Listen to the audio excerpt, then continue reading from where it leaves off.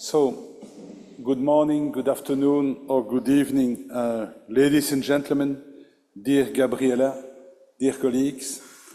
Allow me first of all to tell you, ladies and gentlemen, that it's a real pleasure to stand before you this beautiful morning, it looks like in Brussels, and the wonderful city of Lisboa, and in our former convent. I have also the pleasure, like you and His Excellency, to give lecture at the University of Brussels, but not in the same kind of building.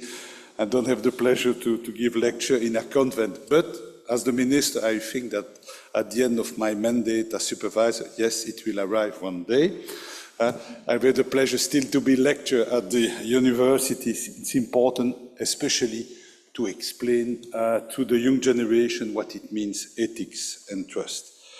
And that's the reason why also, dear Gabriela, and congratulations for this, to you and to your staff for this impressive success. And that's the reason why also, ladies and gentlemen, it's so important for me to speak with you about a topic that is particularly close to my heart. As some of you may already know, I began my career after having the pleasure to be a traineeship at the Commission as an auditor. And I have to tell you, ladies and gentlemen, it's an experience that has proven invaluable for me. It taught me, and I'm saying that to the young generation of students at the LSAC, it taught me professional reflexes that continue to serve me well to this day, even this night, this morning. I'm not saying that in order to be polite with the many auditors and representatives of audit firms in the room, but that's sincerely what I think. That's the reason why, ladies and gentlemen, I would like to elaborate shortly on three main aspects. First, on the importance of ethics in instilling trust, yes. Because to be involved in an audit, it means to have an value about trust in global capital market. Second part of my comment, what does it mean also for auditors? I would say the new so-called global political dynamic and landscape. I'm saying so-called because I think many things are already on board for different aspects, which is a good thing. And last but not least, some comment on the rapid technological development and the risk that come with it. Let us start first on the importance of ethics in instilling trust in global capital market. It is hardly necessary for me to remind this expert audience that ethical behavior is one of the fundamental pillars supporting trust in the financial system. It's so obvious when you are speaking about what it means, an auditor. My birthday was Saturday, I'm 62 years old, so you compute what it means for the start of my career in an audit firm. And it means that I start my career at the time of a Big Six, and the end of my career was at the time of the Big Four. In the meantime, our firm exploded in few months and even weeks. And let us be clear, and especially because we are a university means scientific dialogue, explaining pros and cons, trying to be objective as much as possible. The firm that exploded was not the most fragile and the less professional. And I didn't work, by the way, for this company, if I may, so I'm rather objective. But I remember very well what happened at the time, okay? It was unbelievable, I would say. And I see that many people are with their body language saying yes. So never forget that when we speak about ethics and trust, without trust, what's the added value of an editor? And that's what we have to stress every day. And of course, in today's, I would say, interconnected financial landscape, maintaining that trust has become a central and ongoing challenge. Trust in markets, institutions, and corporate actors is part of the foundation on which investment, financial inclusion, and overall market resilience rely.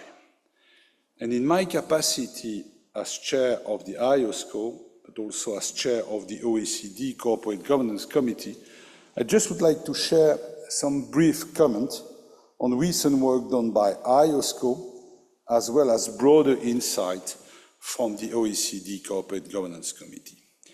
And while these two roles are distinct, holding both positions provides me, I only have one salary in Belgium, just in order to stress any misunderstanding, and while these roles are distinct, holding both positions provides me with a unique vantage point from which to examine the critical intersection of ethics, governance, and market oversight, all of which are essential for the proper functioning of the capital market. It goes without saying, dear Gabriela, that IESBA recognizes the crucial roles of ethics in maintaining a healthy financial system. I'm not sure that everybody in this audience knows what it means, IESBA. IESBA, it means the global membership of national supervisors involved in the supervision of financial product, financial market, consumer protection, rule of conduct. We all together are involved in various capacities in the supervision of 95% of all the financial markets all around the world. And I have the pleasure to work with 135 jurisdictions inside the IESBA ecosystem. And it means that at IESBA, I think that due to the fact that we are a global membership organization, that's the place to be to tackle, to deal with global risk, challenges, and opportunity. And as this global organization means everybody on board as far as the securities regulator are concerned, IESBA is widely regarded as the global standard setter for financial market regulation. And what does it mean? It works that we are not in an ivory tower. We work closely with other international bodies, such of course as the IESBA, but also other standard setters to advance the global regulatory framework agenda. IESBA core objectives are to protect investors, ensure markets are fair, efficient and transparent, and maybe something new for many people, which was, I would say, less the case indeed some years ago, reduce systemic risk. In this way, ladies and gentlemen, our mission aligns with the accounting profession's fundamental goal of building trust. And this brings me to the importance of ethics in audit and accountancy. Failure to adhere to ethical standards can have significant consequences, undermining confidence in financial information, which is a major prerequisite for the proper functioning of capital market. And the value of an audit and of auditors themselves, not only audit, but you as an auditor, rests fundamentally on their credibility and trustworthiness. Ethical conduct, therefore, is not merely a professional obligation, but a matter of profound public interest. Accountants play a crucial and trusted public role in promoting the integrity of capital market and protecting investors. Bringing this role of auditors more into the spotlight, that's also important for the visibility, for your credibility, would be a way to attract more young people to the audit profession, which is struggling every year to attract young talent and maintain them in the profession. Not also to attract, but also maintain them in the profession and to take responsibility, which means from time to sign. Not easy, I know. The importance of ethical behavior among auditors is also clearly reflected in the revised G20 OECD principle on corporate governance. This principle, developed by the OECD Corporate Governance Committee, serves as the leading international standard for corporate governance. They also reaffirm the critical importance of exercising due professional care in conducting audits in the public interest. Let us now shift to the second part of my comment. Are we facing a remake of a famous song of Bob Dylan? times they are changing? Do we really have a new dynamic global landscape? And what does it mean about the need to keep the conversation going? As someone many of you will have heard since back in the 60s, I once said the times they are changing. But if you have been around as long as I have, you also know that they always have been. And by the way, Bob Dylan is still singing that 60 years after that. No. Today's political priorities focus clearly on economic growth and competitiveness. I firmly believe in that regard that the international standards and guidance set by IESBA remains a cornerstone for stable and sustainable growth. And these standards not only support innovation, but also help reduce regulatory fragmentation. And in doing so, they facilitate the efficient allocation of capital. And in my view, competitiveness must never come at the expense of sound conduct of investor protection. What really matters is how ethical principles hold up in the line of such changing circumstances. Yes, priorities are evolving, and it's a good thing. Yes, new technologies are emerging, and it's a good news. And yes, business models are evolving faster than ever. Excellent idea. But ethics and trust remain constant anchors. They are not optional virtues, but essential foundation, especially in capital market, where confidence is everything. And again, part of the fact that we support the Growth Agenda is part of our DNA as IESBA members. Therefore, dear Gabriela, dear ladies and gentlemen, dear members of IESBA board and the staff members of IESBA, I support and encourage IESBA commitment to continuing the global dialogue on ethics and independence. This ongoing conversation is vital to reinforcing and advancing consensus on this key issue within the accounting profession. Continued international engagement on ethical culture and strong governance is especially important for audit firms with global operation. And for a shared understanding can enhance consistency and support ethical decision-making across diverse jurisdictions. At the same time, I believe it's crucial that frameworks not remain just words on paper. They must deliver real impact in the world. That's why outreach, capacity building, advocacy, and post-implementation support remain so important. And this effort helps ensure that professionals across jurisdictions not only better understand, but remain committed to international ethical standards.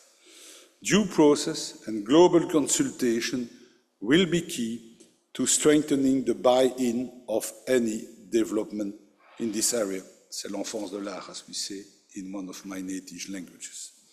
As regulator or standard setter, we must also ensure that our policy and supervisory approaches are proportionate, forward-looking, and responsive to market development, but always, and I will repeat myself here, without compromising trust. Last but not least, if I may, some comment about the rapid technological development and the risks that come with it.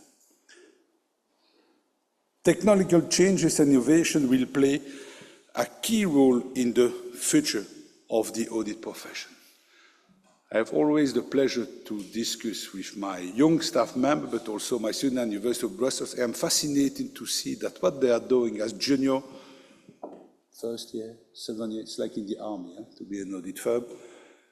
At my time, nothing to do anymore with what they are doing, I would say artificial intelligence. It means, ladies and gentlemen, that you have the capacity as young and new member of an audit firm to focus about more interesting things than only stock stake and other aspects, even if stock stake are very important to understand how it works, I would say.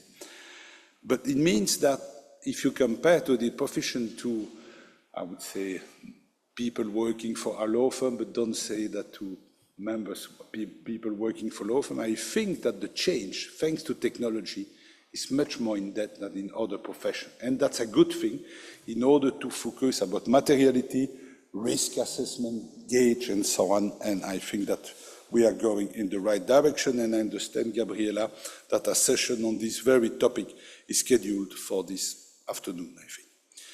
Ethical considerations are especially important as we navigate this area of rapid and transformational change.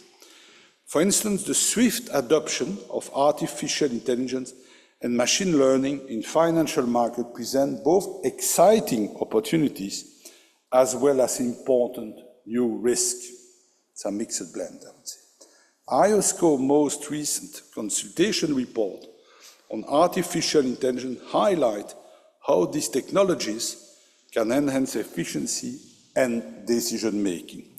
For auditors, the use of artificial intelligence in data analysis and incentive risk detection has the potential to transform part of the audit and assurance processes significantly. However, artificial intelligence also brings risk related to transparency, explainability, accountability, and bias. And that's why we need to devote significant effort to addressing these challenges without hampering sound innovation. Our goal is to ensure that technologies such as artificial intelligence develop within a safe and trustworthy environment, one that protects investors, preserves market integrity, supports economic growth, and prevent the erosion of trust or the creation of uneven market dynamics. The IESBA consultation report highlights how industry practices around artificial intelligence are evolving. And it is clear, ladies and gentlemen, that financial institutions are taking varied approaches to artificial governance. Some are integrating artificial intelligence into their existing risk management and governance framework, while others are creating bespoke systems specifically tailored to artificial intelligence technologies. Regulators, too, are responding in different ways. Some are applying existing regulatory framework to artificial intelligence, while others are developing new frameworks to address the unique challenges artificial intelligence presents. The OECD work on responsible artificial intelligence, though broader in scope, aligns with this priority of IESBA in advocating for human-centric, transparent, and accountable approaches to technology. Let us now switch, ladies and gentlemen, to the conclusion, and with a few words on firms' ethical culture and the tone at the top. That's the reason why, ladies and gentlemen, dear Gabriela, I would like to say a few words on the importance of an ethical culture at firms. In March of this year, I had the pleasure of hosting, as you know, one of the roundtables that the IESBA held in Brussels as part of its global outreach program on firms' ethical culture and governance. And as chair of both a national regulator, the Belgium FSMA, and IESBA, I fully concur that ethical leadership plays a vital role in advancing firms' culture. Leaders must set the tone at the top and consistently demonstrate ethical behavior. However, the tone at the top cannot and must not operate in isolation. It does not exist in a vacuum. It needs to be supported by a comprehensive set of governance mechanisms that promote accountability and ensure incentives are aligned with ethical objective. Of course, ladies and gentlemen, this transformation will not happen overnight. Changing, enhancing, or maintaining an ethical culture demands sustained commitment over the long term. And it involves, ladies and gentlemen, shaping attitude, behavior, and system at every level of the organization, your organization. So thank you for your attention, ladies and gentlemen, and I wish you a very inspiring conference.